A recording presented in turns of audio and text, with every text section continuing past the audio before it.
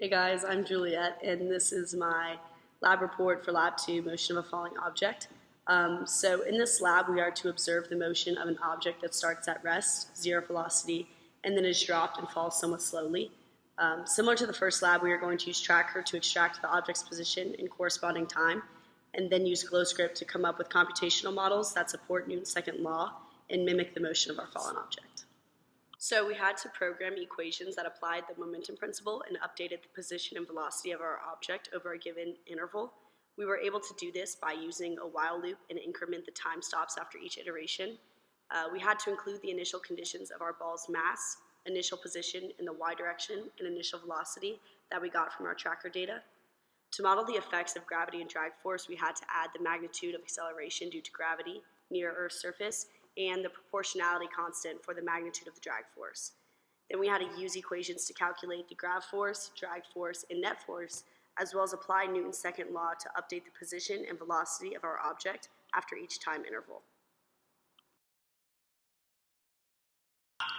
So for the past 3 lectures, we have been learning about Newton's second law and about the momentum principle. So this lab allows us to understand the application of these laws in the real world and see how often objects in a system are impacted by forces in their surrounding.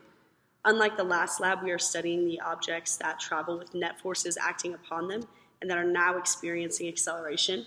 So because F net isn't zero and because of the acceleration on our object due to gravity, the motion graph for our object is now curved.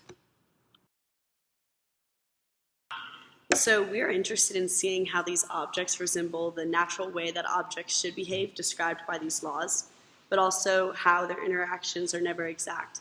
That is why the end goal of this lab is to compare the results from our 2 computational models, which are modeling the effects of gravity and drag forces in a nearly perfect and ideal way, with the results of our observed model from Tracker, which is taking into account all possible human and situational errors. So we are using Newton's second law, which states that the acceleration of an object is dependent upon 2 variables, the net force acting upon the object and the mass of the object. For our lab, Newton's second law suggests that the object has only 2 interactions with its surroundings, and that is the weight force exerted on the object by the Earth and the drag force caused by the movement in the air. It is important to note that the drag force is always opposite the direction of the object's motion.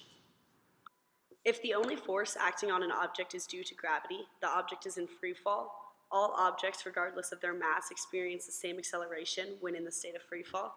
The object is falling at a constant velocity, so there is no change in direction or speed, which also means no acceleration. So the force of just gravity would fall faster. But when air resistance acts, acceleration during a fall will be less than g because air resistance affects the motion of the falling objects by slowing it down. Air resistance depends on 2 factors, the speed of the object and its surface area. Increasing the surface area of the object decreases its speed. So some possible errors that would cause our data to be different for our observed versus predicted position versus time graph would be the fact that the predicted models are nearly perfect and ideal, following all the laws, but in our observed experiment, depending on the weight of the object, it may or may not experience the predicted interactions from the drag force. Also, depending on the weight, it might not have fallen straight, so that also has to do with the drag force. Lastly, the time interval that you select on Tracker, because it could possibly take into account the force and acceleration from the initial push, but the computer is not taking that into account. So the model that includes both the force of gravity and the drag force should technically be more accurate and closer to my observed model because the object should face air resistance. But for my experiment, my TA said that my data and equations were all correct because F grav is still faster than F grav and F drag.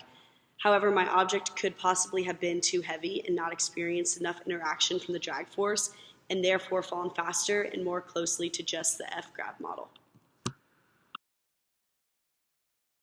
So terminal velocity is when the amount of upward air resistance force is equal to the downward force of gravity. So we could use our second computational model because we are measuring the interactions caused by the force of gravity and the drag force. We can now predict terminal velocity. The force of gravity must increase to be equal to the force of air resistance or vice versa. And then either way, during the fall, the forces need to become balanced to be at terminal velocity. So the initial throw or drop would be irrelevant, and the terminal velocity would be the same in both cases.